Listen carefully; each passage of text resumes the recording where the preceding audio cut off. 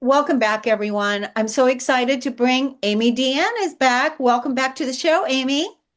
Hi, how are you? Good. How are you? I'm doing great.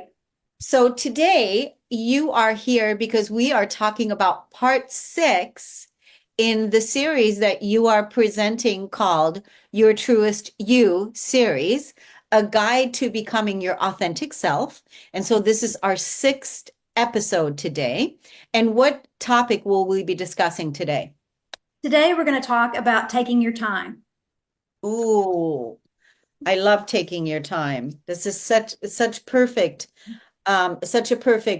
time right now to take our time because, on the astrological level, we are moving into um the take your time season. But before we do that, let me let the audience know about your bio. People that are tuning in for the first time that want to know a little bit about you.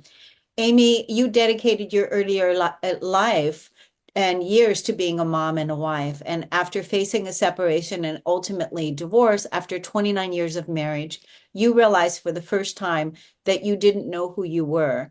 And like many other mothers, you had to put your own wants and needs aside to raise your children.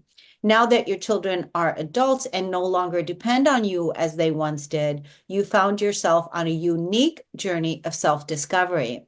While continuing your career in corporate America, you also sought an outlet for your creativity and you started a side business called Resilient. Initially created as a craft venture, Resilient has evolved into something much more meaningful. You also are an author of contributing a chapter to the Amazon best-selling book, Shine Your Light. And that was the cherry on the top of your healing journey. Now you're focusing on connecting with women across multiple platforms, empowering them to discover their truest selves. And you exemplify the idea that you can achieve anything that you set your mind to, and you are here to talk about it. Okay, welcome back to the show, Amy. Thank you. Thanks for having me again. So, part six in no, Finding Your Truest You series. And this part is called Take Your Time. Yes.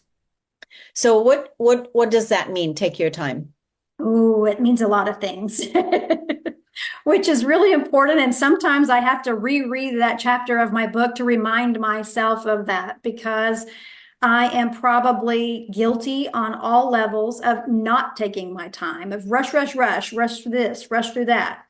And what I have learned over my healing journey, and that doesn't mean I follow it all the time because I don't, is that every situation where I take my time, the result is much more positive.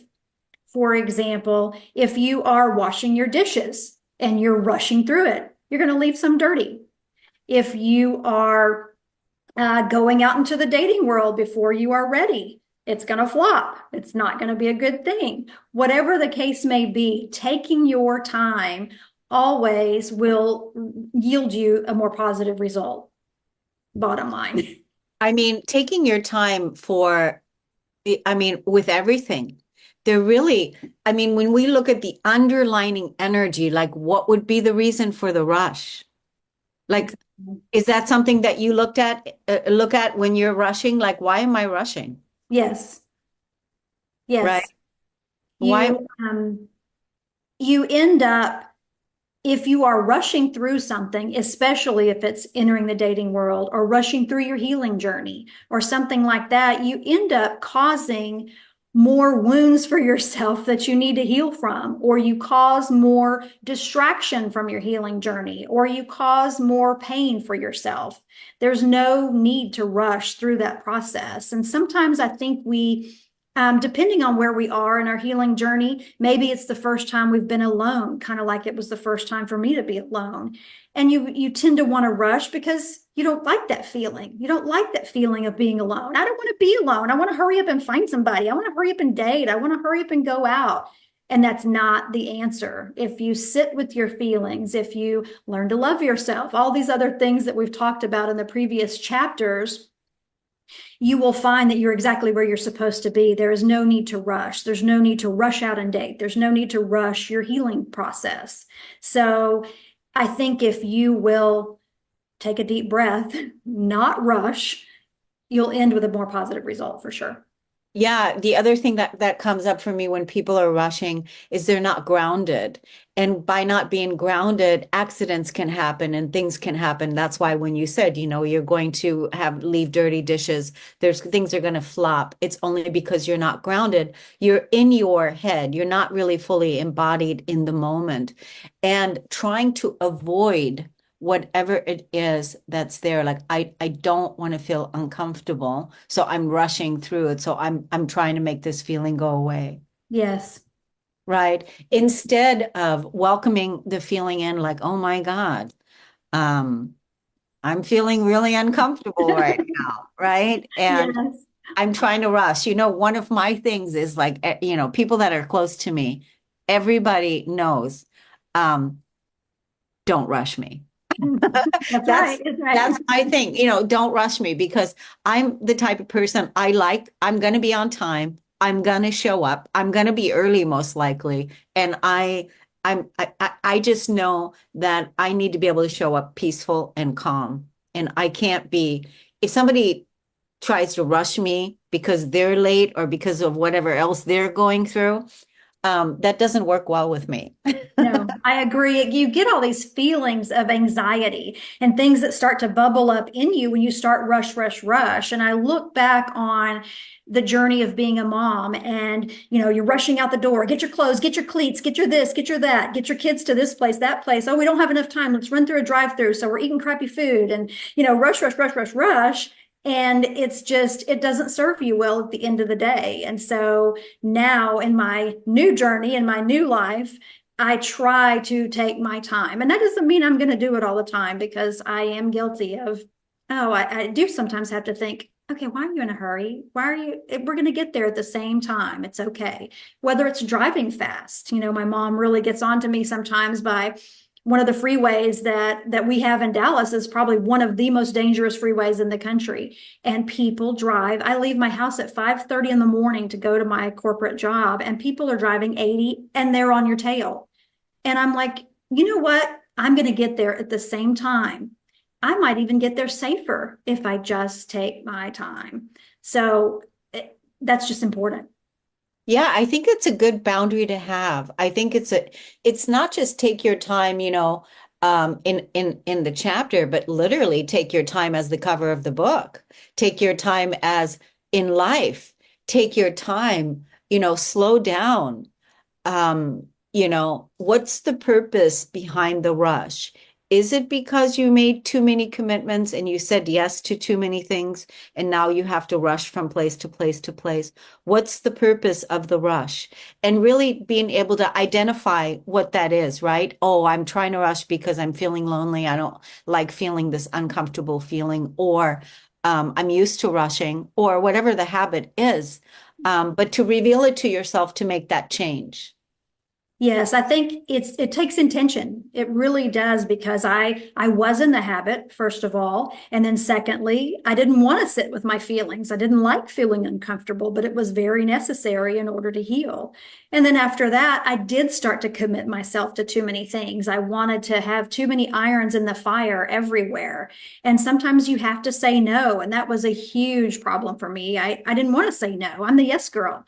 If you ask me to do something, yes, I'll do it. If you want to travel, yes, I'll do it. But at some point, you have to cut it off. You have to have a boundary. You have to have a boundary. So that's, and being able to take your time, leaving enough space, especially finding your truest you. I think that part, a guide to becoming your authentic self, that has to have a lot of contemplation time in between there. Because if you're an ex people pleaser, or if like saying yes to too many things or whatever, if you're not used to being alone and actually liking it, because I remember you telling the story on past podcasts, Amy, when you told us that, how you ended up liking then being alone. I did. I enjoyed my alone time when I never thought I would. I wasn't used to being alone, and I was the constant people pleaser. Oh, were you the Oh, constant yeah. people? Yeah. Is, being afraid of, hurting people's feelings by putting your own needs or wants. So, I mean, it's not a comfortable journey. And honestly, like right now at this change that we're all going through, I'm not for the comfort. I really am for the growth. And it's about saying yes to that. And sometimes when we in our growth, we're not in our comfort zone because there's going to be things in there that are not going to feel comfortable. True, very true. Right? Yeah. So what is it that you want to say else about this chapter or about this piece of the journey? Take your time. I think it's self-explanatory, but I also think that the whole saying of stop and smell the roses, stop and smell the roses, whether it's you're going on a walk and you're enjoying nature, stop, take that time. Whether it's you're rushing around and you've got to say no to something, do it. Do those things for yourself. I promise, promise, promise you, you will be grateful later. Yeah. And even right now, those of you that are listening to this, even if you're here and you're like, yeah, that sounds like me. I'm constantly rushing around. I don't like doing that. I feel disconnected from myself. Really look at the reason why you rush, why you're doing that, and why you're not taking your time, because that's really not how it's supposed to be. No, it's not. And it's funny how I'm on to this chapter. I'm talking about this in this particular podcast. And lately, my devotional wording has been exactly that. Stop rushing around. Stop being a planner all the time. Stop, all of these things were actually notes to myself, not just what I want to tell the audience or the reader, but also a message to myself to stop doing that as well. Yeah. I mean, it's a constant, peeling of the onion of, peeling another shadow part, peeling another shadow part, another letting go of something else that's no longer serving us as we are becoming our truest self, right? And even at this stage of the game, being on this journey, self-discovery, personal development for the last, 30 something years, and it's still practicing those very simple techniques. And I think the more even that now that we let go, especially with everything that we're being bombarded with on social media, all the shiny objects, all the things that more and more and more, it's an opportunity for us to embrace our humanity and take our time. I agree. So good. So good. Well, let's tell everyone where you are on social media so they can find you. I am at my-resilient-journey.com on Facebook and Instagram, Amy Deanne, AmeyDeanne, and also Resilient TX. I'm here in Texas on Facebook and Instagram as well. And when you go to the My Resilient Journey page, you can listen to previous podcasts that we've had on here Yeah. from Cornelia's show. So you'll be able to kind of follow along if you want to start in the beginning with the T and follow the truest you. We've got 3 more left. Nice. What's the next one going to be? It's a secret. Oh, good. Good. I like that. That's good. Ooh, she's got us excited, looking forward to what the next one is going to be. So now, our job is what show is that? Is that in 2 weeks from now? It is 2 weeks from Yeah, now. 2 weeks from now. So everybody, you got 2 weeks to practice taking your time, really Yeah. taking your time in everything that you're doing. So this is the perfect time to do it. I want to thank you, Amy, for coming on, and I want to thank the audience for listening and tuning in to the Cornelia Stephanie Show. I'm wishing everyone a good weekend and have fun practicing taking your time. We'll see you again next week. Take care, everyone. Thanks so much.